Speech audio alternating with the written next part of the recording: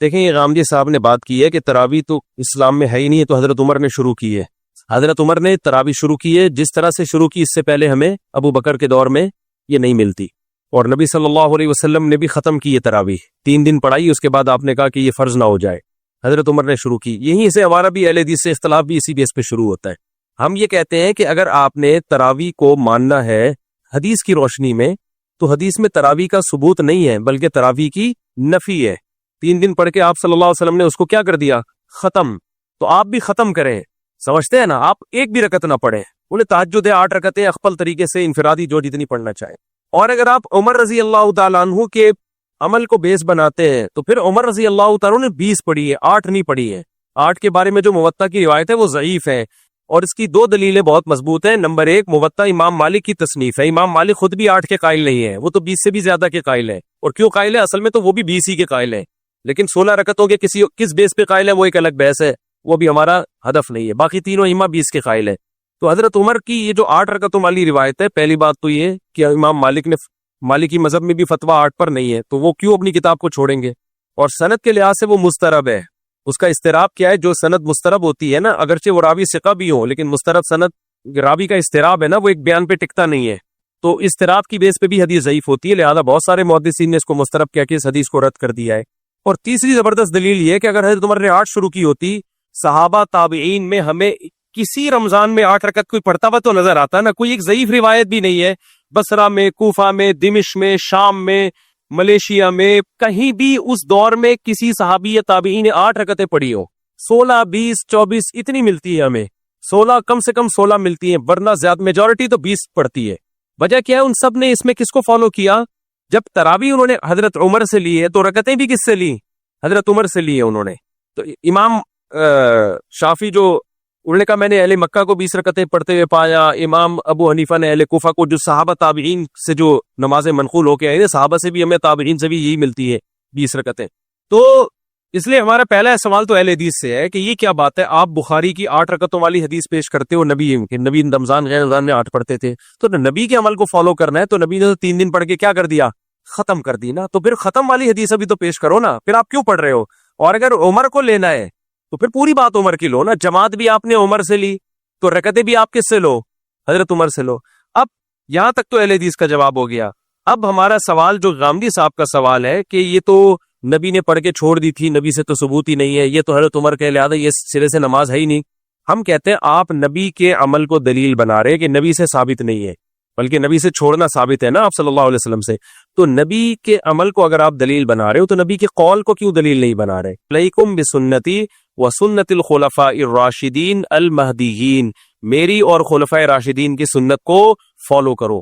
تو یہ ہم عمر کو فالو کر رہے کس کے کہنے سے؟ نبی کے کہنے سے. ممکن ہے کچھ اسکالر یہاں کے کہے کہ اچھا حضرت عمر کا تو فلاں فیصلہ ہے، وہ فلاں فقیہ نے نہیں مانا، فلاں صحابی نے نہیں مانا، تو آپ ہر بات تو عمر کی ویسے بھی نہیں مانتے. کچھ مسائل ہوں گے نکالے جا سکتے ہیں. ہم کہہ رہے یہ وہ مسئلہ ہے، حضرت عمر کی اس بات کو تمام صحابہ نے مانا، عثمان نے، علی نے، عبداللہ بن مسعود نے، حضرت عائشہ نے، پوری دنیا میں مشرق مغرب شمال جنوب تراویح کا انعقاد کیا ہو گیا؟ شروع ہو گیا، اور تواتر کے ساتھ آج تک چلا آ رہا ہے. حتیٰ کہ حرمین میں پچھلے سال 10 رکعتیں ہوئی ہے، اس سے پہلے 1400 سال میں کوئی نہیں دکھا سکتا 20 رکعت سے 1 رکعت کم ہوئی ہو. اب یا تو حضرت عمر نے کوئی نئی چیز گڑھی ہے، غلطی ہوئی ہے ان سے. غلطی ہوئی ہوتی صحابہ اسی وقت آپ کو ٹوک دیتے، نہیں ٹوکا. یہ اس کی علامت ہے کہ حضرت عمر نے بدعت کا آغاز نہیں کیا، بلکہ حضرت عمر نے پیغمبر کے عمل کو زندہ کیا ہے. جو عمل ختم ہو چکا تھا، بالکل یہ ختم نہیں ہوا تھا، جماعت کا عمل ختم ہو گیا تھا، اور جماعت کا عمل بھی بالکل یہ ختم نہیں ہوا تھا، ایک امام کے پیچھے نماز کا عمل ختم ہو گیا تھا. ہوا یہ ہے کہ نبی صلی اللہ علیہ وسلم نے جب 3 دن تراویح پڑھائی ہے نا، تو آپ صلی اللہ علیہ وسلم نے فرمایا کہ تم پہ فرض نہ ہو جائے، تو آپ نے خود آنا چھوڑ دیا. صحابہ سمجھ گئے کہ نبی چاہتے کہ یہ نماز ہم پڑھیں، لیکن فرضیت کے خوف سے آپ نے کیا کر دیا؟ ختم. لہذا صحابہ نے اس کو زندہ رکھا. مسجدوں میں صحابہ آتے، ابو بکر کے دور میں تراویح ہوتی تھی، عشاء کے بعد لوگ مختلف قاریوں کے پیچھے جماعت کی نماز سے قرآن سنتے تھے، ان کے پیچھے اتنی لمبی لمبی نمازیں ہوتی تھی کہ سحری کے وقت میں جا کے ختم ہوتی تھی، عشاء کے بعد شروع ہوتی تھی. حضرت عمر جب آئے، حضرت عمر نے دیکھا کہ انہوں نے فرمایا کہ تم نے تو قرآن کو ٹکڑے ٹکڑے بنا لیا ہے، ایک مسجد میں اتنی جماعتیں کیوں ہو رہی ہیں؟ حضرت عمر نے یہ نہیں کہا کہ تم نے یہ بدعت کہاں سے ایجاد کی. دیکھو رمضان کے علاوہ اگر یہ مسجد نبی میں عمل ہوتا، حضرت عمر اس کو باقی رکھتے؟ حضرت عمر کہتے بھائی نفل نمازیں انفرادی پڑھو نا، یہ اتنی جماعتیں کیوں ہو رہی ہیں؟ عشاء کی جماعت ہو گئی، اپنے اپنے گھروں میں جاؤ، تہجد پڑھنی ہے انفرادی پڑھو۔ حضرت عمر کو اس پہ اشکال نہیں تھا اتنی جماعتیں کیوں ہو رہی ہیں، سمجھتے ہو کہ نہیں سمجھتے؟ اس کا مطلب حضرت عمر جانتے تھے کہ رمضان میں نبی سے یہ سب کیا ہے، ثابت ہے۔ اور حضرت عمر یہ بھی جانتے تھے کہ یہ جو اہل حدیث حضرات حدیث پیش کرتے ہیں کہ نبی رمضان غیر رمضان میں 8 رکعت پڑھتے تھے، یہ اس موقع کی نہیں ہے، کیونکہ وہ انفرادی پڑھتے تھے، جماعت سے نہیں پڑھتے تھے۔ اگر وہ اس حدیث کو حضرت عمر فالو کرتے تو ان سے کہتے نبی نے 8 پڑھی ہے، انفرادی پڑھی ہے، تم بھی 8 پڑھو اور انفرادی پڑھو، انڈیویجولی پڑھو، جماعت کی تم کو اجازت نہیں ہے۔ حضرت عمر نے اس حدیث سے استدلال کیا جو نبی نے 3 دن پڑھی ہے، وہ والی نہیں تھی جو بخاری کی 8 رکعت، وہ کتنی رکعتیں تھی اس کے بارے میں ایک ضعیف روایت ہے 20 رکعتیں، لیکن حضرت عمر سے اس روایت کی تائید ہوتی ہے کہ وہ 20 ہی تھی۔ تو اب کیا ہے کہ حضرت عمر نے ان سب کو کہا کہ تم لوگ انفرادی طور پر نمازیں پڑھ رہے ہو، ایک امام کے پیچھے میں تمہیں جمع کروں گا۔ تو حضرت عمر نے کہا کہ مسجد میں امام کون ہوگا؟ ایک۔ وہ کتنی شروع کروائیں؟ ایک روایت میں 8 ہے، دوسری میں 20 ہے۔ 20 والی روایت کو صحابہ نے بھی لیا، چاروں اماموں نے بھی لیا۔ 8 رکعت والی روایت کو صدیوں تک کسی نے لفٹ نہیں کرائی، صدیوں تک، پوری روئے زمین پر نہیں ہوتی تھی، پوری۔ علامہ شامی نے 150-200 سال پہلے لکھے پوری روئے زمین پر 20 رکعت سے کم ایک رکعت بھی تراویح نہیں ہو رہی۔ اس کے بعد اہل حدیث نے کیا کہا، کتنی ہوتی ہے؟ 8۔ ٹھیک ہے، کچھ علماء نے اس دور میں بھی کہا تھا کہ 8 ہوتی ہیں، ان کی بات کسی نے نہیں مانی، کیونکہ یہ بالکل شاذ قول تھا نا، اجماع امت کے خلاف قول تھا، تو اس کو رد کر دیا۔ علامہ ابن حمام ایک حنفی عالم گزرے، انہوں نے کہا کہ ثابت 8 ہے، پڑھ بھی سکتے ہو۔ انہی کے بیٹے نے جو علماء تھے نفی کی، بھائی یہ میرے ابا کا تفرد ہے، ٹھیک ہے نا، یہ ان کی اپنی رائے ہے، یہ قابل قبول رائے نہیں ہے۔ تو چند ایک ایسے گزرے، اب پریکٹیکلی اس کو علامہ نشفا کشمیری نے لکھا کہ نبی سے کچھ ثابت نہیں، 8 ہے کہ 20 ہے۔ پھر آگے یہ بھی لکھا کہ دلائل کی روشنی میں 20 ہی ہے، لیکن اہل حدیث علامہ نشفا کشمیری کی بھی آدھی بات لیتے ہیں کہ دیکھو نبی سے کچھ بھی ثابت نہیں ہے۔ تو وہ علامہ نشفا کشمیری کا مطلب یہ ہے کہ اجماع صحابہ اور تابعین اور ائمہ اربعہ کا بھی تو اجماع ہمارے لیے حیثیت رکھتا ہے نا، لیکن وہ ان کی وہ والی عبارت نکالتے ہیں۔ خود علامہ انور شاہ کشمیری بھی 20 رکعتیں ہی پڑھا کرتے تھے، آخر دم تک 20 ہی کا فتویٰ دیتے رہے وہ، سمجھتے ہو گے نہیں سمجھتے؟ تو اب جا کے اس کو تو غامدی صاحب کو ہم یہ کہیں گے کہ بھئی حدیث میں آتا ہے میری اور خلفائے راشدین کی سنت کو لازم پکڑو۔ تو اگر حضرت عمر شروع نہ کراتے، ہم نہ کرتے، ہم کہتے وہ جو حدیث ہے نا نبی نے جو 3 دن بعد چھوڑ دی تھی، وہ چھوڑی اس لیے تھی تاکہ امت نہ پڑھے، لیکن صحابہ نے پڑھی، حضرت عمر نے کی اور کسی صحابی نے اعتراض نہیں کیا، تو اس کا مطلب ہمیں حدیث سمجھنے میں غلطی ہو رہی ہے۔ حدیث کا اصل مطلب یہ تھا، صحابہ کے عمل کو سامنے رکھ کے پتہ چلتا ہے کہ بھئی فرض نہ ہو جائے، مطلب سنت تو رہے، فرض نہ ہو جائے۔ تو صحابہ نے اس کی سنیت کو کیا رکھا؟ باقی رکھا۔ حضرت عمر نے کہا کہ نبی کے دور میں تو ایک امام کے پیچھے پڑھی ہم نے، تو مسجد نبی میں بھی ایک ہی امام کے پیچھے ہم پڑھیں گے، الگ الگ مختلف ٹکڑوں میں امامت نہیں کی جائے گی، ایک مسجد میں ایک امام ہوگا۔ اس وقت سے لے کے مسجد نبوی میں پچھلے سال سے پچھلے سال تک ایک امام کے پیچھے 20 ہی پڑھی آ رہی ہیں، جب سے حضرت عمر نے شروع کرائی ہے۔ ایک رمضان بھی ایسا نہیں آیا کہ 20 سے کم ہوئی ہو۔ اب جا کے حکومت سعودیہ نے اس کو چینج کر دیا اور اب 20 کے بجائے کتنی ہو رہی ہے؟ 10 سال۔ تو اب اہل حدیث حوالہ دیتے ہیں، دیکھو حرم والوں کو قرآن و سنت کو فالو کر رہے ہیں، ہم کہتے ہیں بھائی 1400 سال کا حرم وہ ہمارے لیے ایکسیپٹیبل ہے، آج کے حرم میں غلطی ہو سکتی، یا تو 1400 سال کو غلط بولو یا آج کو غلط بولو۔ سمجھتا نہیں ہے نا بات کو، جب نہیں پڑھے گا رات کو تو نہیں سمجھے گا بات کو۔ تو غامدی صاحب تو تراویح کی شیوے سے منکر ہے۔ اور کمال کی بات ایک تراویح کے بارے میں ایک بڑی خاندانی بات میں اکثر یہ بھی کرتا ہوں، جس کو ہمارے جو اہل حدیث حضرات ہیں وہ بالکل ہی پی جاتے ہیں، بعض لوگ غلط جواب دیتے ہیں۔ اسلاف نے اس کو تراویح کا نام دیا ہے، میں نے نہیں دیا۔ مصنف ابن ابی شیبہ میں روایت ہے کہ جو رمضان میں جماعت کے ساتھ نماز پڑھی جاتی تھی، اسلاف نے اس کو نام کیا دیا؟ تراویح۔ تبھی اب تمام محدثین تراویح کا باب قائم کرتے ہیں، قیام اللیل میں بھی لاتے ہیں، تراویح میں بھی لاتے ہیں الگ سے۔ کیوں نام دیا؟ یہ بھی حدیثوں میں ہمیں ملتا ہے، مصنف ابن ابی شیبہ، مصنف عبدالرزاق میں، کہ وہ 4 رکعتوں کے بعد تھوڑا آرام کیا کرتے تھے، اسٹے کرتے تھے۔ اسلاف علماء دیوبند یا بریلوی نہیں، یہ کون تھے؟ اسلاف۔ تو اہل حدیث اپنے آپ کو سلفی کہتے ہیں نا، تو اسلاف 4 رکعتوں کے بعد کیا کرتے تھے؟ تھوڑا ریسٹ، پھر 4 رکعتیں۔ تو 4 رکعتوں کو ترویحہ کہا گیا۔ کہ کیا کہا گیا؟ ترویحہ۔ تراویح جمع اقصا ہے، بہت سارے ترویح ہے، اس کو تراویح کی نماز کہا جاتا ہے نا۔ تو بہت ساری 4 رکعتیں، 8 رکعتیں تو 2-4 رکعتیں ہیں، اس پہ تو جمع کا اطلاق نہیں ہوتا۔ عربی میں جمع کے لیے کم از کم 3 افراد چاہیے، پلورل کے لیے، پلورل کے لیے۔ اگر یہ 8 رکعتیں ہوتی تو ترویحتین کہا جاتا ہے اس کو، ترویحتین، تراویح نہیں کہا۔ تراویح جمع اقصا ہے، دیکھو مساجد جمع اقصا ہے، 2-3 مسجدوں کو نہیں، بہت ساری مسجدوں کہا جاتا ہے۔ اس کا مطلب اسلاف ایک ترویح نہیں پڑھتے تھے، بہت سارے ترویح تھے، تو اس نماز کو انہوں نے تراویح کہنا شروع کر دیا، بہت سارے ترویح ہے۔ تو وہ نہ 8 ہے نہ 10 ہے، 10 میں تو 2 ترویح ہوں گے اور آدھا ترویح 2 پورا ترویح ہی نہیں ہو رہا وہ تو، ٹھیک ہے نا، اس کا کسی کے پاس جواب نہیں ہے. تو اس لیے جب بھی آپ جمہور سے ہٹو گے نا، یاد رکھنا بظاہر بڑے مضبوط دلائل آپ کو لگیں گے، لیکن جب آپ اس کی ڈیپتھ میں جاؤ گے تو آپ کو وہ دلائل کھوکھلے لگیں گے. امت میں جمہور امت غلط نہیں ہو سکتی، 4 آدمی غلط ہو سکتے ہیں، یہ اس امت کی خاصیت ہے. 4 کروڑ غلط نہیں ہو سکتے. سمجھتا نہیں ہے نا بات کو؟ تو احمد صاحب کے تو بہت سارے ہیں، ان کے تو اور بڑی چیزیں مارکیٹ میں لائے ہوئے. تو یہ تو رمضان کی رونق ہے یار، تراویح رمضان کی رونق ہے، اور یہ رمضان کے ساتھ خاص ہے. تہجد تو رمضان ہو غیر رمضان سب میں ہے. تبھی عید کا چاند نظر آتے ہی کوئی بندہ آئے دوبارہ تہجد پڑھنے کے لیے جماعت کے ساتھ، فوراً نکال دیں گے. اگر وہ دلیل بخاری میں آتا ہے نبی نے تہجد جماعت سے پڑھی ہے، فوراً کیا کہیں بھائی گھر میں پڑھیے 2-4 افراد کے ساتھ. یہ 10 افراد نہیں ہے، اب نے نکلو بدلی گلی سے، تراویح گئی. تو یہ تہجد نہیں ہے، یہ وہ نماز ہے جو رمضان کے ساتھ کیا ہے، خاص ہے. اس لیے اس کو نام الگ دیا ہے، اور میں نے علماء دیوبند نے یا بریلویوں نے نہیں دیا، یہ حنفی و شافیوں نہیں، اسلاف نے نام دیا ہے اس کو. یہ نام نبی کے دور میں نہیں تھا، نماز تھی الگ سے اسپیسیفک، جس کو حضرت عمر نے ایک منظم شکل دی. بعض لوگ یہ بھی کہتے ہیں کہ حضرت عمر خود تو نہیں پڑھتے تھے تراویح مسجد میں.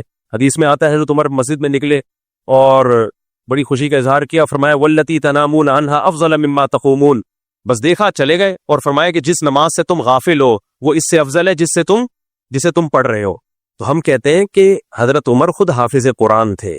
یہ بھی اجماع ہے کہ جو حافظ قرآن خود قرآن دہرا سکتا ہے اس کے لیے افضل یہی ہے کہ وہ حافظ کے پیچھے پڑھنے کے بجائے اپنی الگ سے نماز پڑھے. اسی وجہ حضرت عمر تو حافظ تھے، ان کے لیے تو افضل یہ تھا کہ اپنے گھر میں الگ پڑھے وہ، یا الگ جماعت کرائے اپنے گھر میں.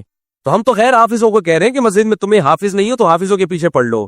آپ نے حافظوں کو بھی غائب کر دیا اور بالکل ہی آپ نے انکار ہی کر دیا اس کا. دوسری بات یہ کہ اسی حدیث سے پتہ چلتا ہے کہ تہجد الگ ہے، تراویح الگ ہے.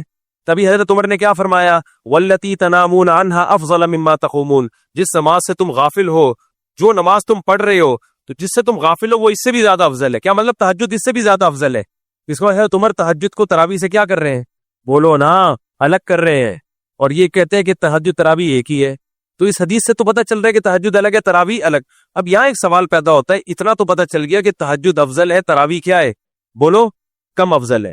تو خوب سمجھ لیں، بعض دفعہ ایک چیز کم افضل ہوتی ہے لیکن اس کی تاکید زیادہ ہوتی ہے، بعض دفعہ ایک چیز افضل ہوتی ہے لیکن اس کی تاکید کیا ہوتی ہے، کم ہوتی ہے. جیسے آپ فجر کی 2 سنتیں پڑھتے ہیں، فجر سے پہلے 2 سنتیں، تاکید اس کی زیادہ ہے، ثواب تہجد کا زیادہ ہے. ظہر سے پہلے 4 سنتیں پڑھتے ہیں، سنت موقدہ ہیں، تہجد سنت موقدہ نہیں ہے، ثواب تہجد کا زیادہ ہے. لیکن تہجد چھوڑ دو قابل ملامت نہیں ہو، سنت موقدہ چھوڑ دو قابل ملامت ہو. ہمیں جس اہتمام سے صحابہ سے تراویح کی جماعت ملتی ہے، اور رمضان کے ساتھ، اور نبی صلی اللہ علیہ وسلم کے بار بار آپ کے ارشادات، من قام رمضانہ من صام رمضانہ، جو رمضان میں قیام کرے، رمضان میں روزہ رکھے، قیام رمضان سیام رمضان، قیام پتہ چلا وہ قیام جو رمضان، یہ قیام رمضان کے ساتھ خاص ہے. تو صحابہ نے اس کو تراویح ہی کو قرار دیا ہے، اس لیے علماء کہتے ہیں سنت موقدہ ہے. تو اصل فضیلت تہجد کی ہے، لیکن تراویح سنت موقدہ ہونے میں اس کی فضیلت کیا ہے، تہجد سے زیادہ. اس کو جزوی فضیلت کہتے ہیں، ایک خاص چیز میں تراویح کی فضیلت زیادہ ہو گئی ہے. اور اس حوالے سے دیکھا جائے کہ تہجد میں صحابہ جو قرآن پڑھتے تھے، آج لوگ تراویح میں خود قرآن نہیں پڑھ سکتے. قرآن کے سننے اور خاتمے کے اعتبار سے بھی، قرآن کے ختم قرآن کے اعتبار سے بھی تراویح کی فضیلت تہجد سے کیا ہے، زیادہ ہے. کیونکہ اکثر لوگ حافظ نہیں ہیں، وہ تہجد میں قرآن تھوڑی ختم کر پاتے ہیں، سمجھتا نہیں ہے. لیکن تو ہمارے پاس سب سے بڑی بات یہ کہ دیکھو، عوام کو میں ایک آسان بات کرتا ہوں، تمہیں دلائل سمجھ میں نہیں آتے نا، تم ان اسکالرس کو سنتے ہو، تم یہ تو مانتے ہو نا ابو حنیفہ کا علم اور تقوی ان سے زیادہ، انہوں نے صحابہ کی زیارت کی، امام شافعی نے تابعین کی زیارت کی، ان کا علم بھی زیادہ، ان کا تقوی بھی زیادہ. امام احمد امام بخاری کے استاذ ہیں، امام شافعی امام احمد کے استاذ ہیں، امام مالک تو ایسے امام ہیں جن کے بارے میں بہت سارے علماء قائل ہیں کہ جو حدیث میں آتا ہے نا کہ مدینہ میں ایک عالم پیدا ہوگا جس کی طرف دنیا آئے گی، جمہور اس کے قائل ہے کہ اس سے امام مالک مراد ہے، جنہوں نے تابعین کی زیارت کی. اتنے بڑے بڑے اسکالرز جن کو 99% دنیا نے فالو کیا ہے. تو میں صرف عوام سے پوچھتا ہوں، ان کی عقل قرآن و حدیث کو سمجھنے میں زیادہ ہے یا آج کل کے اسکالرز کی؟ لوگ فوراً کہتے ہیں ہم کسی امام کو نہیں مانیں گے، ہم حدیث کو فالو کریں گے. بھائی آپ امام کو حدیث کے مقابلے میں نہ لے کر آؤ، یہ گڑبڑ کرتی ہے، لفاظی ہے. ہم کہتے ہیں حدیث کی ایک ایکسپلینیشن ہے، ایک ایکسپلینیشن غامدی صاحب کر رہے ہیں، ایک فلاں پروفیسر کر رہا ہے، ایک فلاں شخص کر رہا ہے، ایک فلاں مولانا کر رہا ہے، اور ایک ایکسپلینیشن ہے جو چاروں اماموں نے کی ہے بالاتفاق.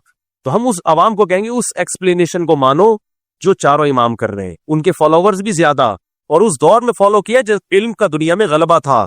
آج کل کے اسکالرس کو فالو نہ کرو. عبداللہ بن مسعود کہتے ہیں من کان منکم مستنن فلیستن بمن قد مات فإن الحی لا یؤمن علیہ الفتنہ, کہ جو جس نے فالو کرنا ہے نا پہلے گزرے ہوئے لوگوں کو فالو کرے, وہ آج کل کے اسکالرس کو فالو نہ کرے. یہ عبداللہ بن مسعود کا قول ہے, کیونکہ آج کل کے لوگوں کے بارے میں فتنے کا خوف زیادہ ہے, ان کے بارے میں زیادہ ہے کہ وہ کسی فتنے میں مبتلا ہوئے. تو عبداللہ بن مسعود اپنے بارے میں کہہ رہے ہیں, تو آپ آج کل کے دور کے اسکالرس کو کیسے ان پر یعنی ان کے برابر لا سکتے ہو؟ سمجھتا ہے کہ نہیں سمجھتا ہے؟ تو آپ کہہ سکتے ہو پھر ہم چاروں اماموں کو کیوں فالو کریں, ہم ان سے بھی پہلے لوگوں کو فالو کریں. ان چاروں اماموں نے اپنے سے پہلے لوگوں ہی کو فالو کر کے فقہ کو مرتب کیا, کوئی نئی چیز مارکیٹ میں یہ لوگ نہیں لے کر آئے ہیں. ان چاروں نے عبداللہ بن مسعود کے اس قول پر عمل کیا ہے, سمجھ رہے ہو, انہوں نے مرتب کیا ہے فقہ کو. تو یہ بات 20 دفعہ بتائی جا چکی ہے, کھوپڑی شریف میں آتی نہیں ہے. آپ اگر اسلام پہ باقی رہنا چاہتے ہو نا, آپ کے پاس ان 4 اماموں کے علاوہ کوئی راستہ نہیں ہے, ورنہ ایک ایسی جنگل ہے نا, ہر آدمی ہر اسکالر قرآن و سنت کے نام پہ کوئی گدھے کو حلال کرے گا, کوئی کتے کو حلال کرے گا, کوئی جناب آگے جا کے 3 طلاقوں کو ایک کہے گا, کوئی کہے گا 3 ایک بھی نہیں ہوتی, کوئی کہے گا طلاق سرے سے ہے ہی نہیں, کوئی کہے گا خلا کا عورت کو ہر وقت اختیار ہے, جیسے مرد دے سکتا ہے عورت بھی دے سکتی ہے, کوئی کہے گا یتیم پوتے کی بھی اسلام میں میراث ہے. ہوا ہے نا ایوب خان کے دور میں مذہبی اسکالر آئے تھے, انہوں نے کہا کہ بیٹا مر گیا, آپ کا سگا بیٹا موجود ہے, تو وہ جو پوتا ہے اس کو بھی وراثت ملے گی. تو بہت کچھ اجماع کے خلاف. پھر کچھ اسکالر ایسے بھی آئیں گے جو کہیں گے عورت صفا مروا میں دوڑے گی. ناصر البانی نے فتویٰ دیا کہ عورت دوڑے گی صفا مروا میں, انہوں نے کہا حدیث دکھاؤ کہ کہاں ہے, کہاں لکھا ہے کہ نہیں دوڑے گی. ہم کہتے ہیں 4 اماموں کا فیصلہ نہیں دوڑے گی, امت اسی پہ آ رہی, کہہ رہے بھائی 4 امام کیا ہوتے ہیں, حدیث دکھاؤ. تو 4 اماموں نے دیکھا اجماع ہے کہ عورت کسی کو بھی دیکھا صحابہ تابعین میں کوئی نہیں دوڑ رہی, انہوں نے فتویٰ دے دی نہیں دوڑے گی, چاہے کوئی حدیث نہیں بھی ہو. انہوں نے کہا یہ اجماع کافی ہے. البانی رحمہ اللہ نے کیا کہا, بھائی حدیث تو نہیں ہے, تو ان کا فتویٰ ہے باقاعدہ کہ عورت کیا کرے گی صفا مروا میں, دوڑے گی. تو یہ سب چینج ہوگا آہستہ آہستہ. تو امت کو تباہی سے بچانے کا آپ کے پاس ایک ہی راستہ ہے, وہ بھائی صدیوں سے جو فقہ قانونی شکل میں مرتب ہو گیا نا, اسی پہ رہنا ہے. دائیں بائیں گئے تو بے لگام اونٹ. ایک نے, میں نے ڈاکٹر اسرار رحمہ اللہ کی فضیلت پہ بھی بیان کیا نا, تو میں نے کہا ڈاکٹر اسرار کا ایک اچھا کارنامہ تھا, ایک نیا فقہی مسلک نہیں نکالا انہوں نے, انہی فقہا کے پابند رہے جو پہلے چلے آ رہے ہیں. کسی نے لکھا ہے کہ جب تک یہ مولوی لوگوں کو فقہی پابندیوں سے نہیں نکالیں گے نا, مسلمان قوم ترقی نہیں کرے گی. بعض لیبل بڑے اچھے ہوتے ہیں, یعنی فقہی پابندیوں سے نکال کے قرآن و سنت میں نہیں لائے گی, ڈائریکٹ لیبل اچھا ہے, لیکن اس کا اصل میں مطلب پتہ ہے کہ اس کو یوں کہنا چاہیے, جب تک مولوی لوگ لوگوں کو بے لگام اونٹ کی طرح نہیں بنائیں گے نا کہ جو چاہے قرآن و حدیث کی اپنی طرف سے جو چاہے تشریح کرے, جب تک امت ایسی بے لگام اونٹ نہیں بنے گی اس وقت تک ہم ترقی نہیں کریں گے. تو آپ بے لگام اونٹ بنا رہے ہو لوگوں کو, جو اٹھتا ہے قرآن و سنت کے نام پہ کوئی بھی مارکیٹ میں فتویٰ لے آتا ہے, اسے کہا جائے کوئی ریفرنس دو کس فقی کا یہ فتویٰ, کہ فقہ فقہ شکہ کو نہیں ہم مانتے, فقہ شکہ کو نہیں, ہم فقہ کو نہیں مانتے. تو اس کا مطلب سارے گھاس کھا رہے تھے, اب آپ مارکیٹ میں آئے ہیں. تو ایسا نہیں ہوتا میرے بھائی, یہ امت گمراہی پہ حدیث میں آتا ہے جمع نہیں ہوتی, اور ایک دفعہ نہیں صدیوں تک گمراہی پہ جمع ہو گئی. میری کھوپڑی اس بات کو کائنڈلی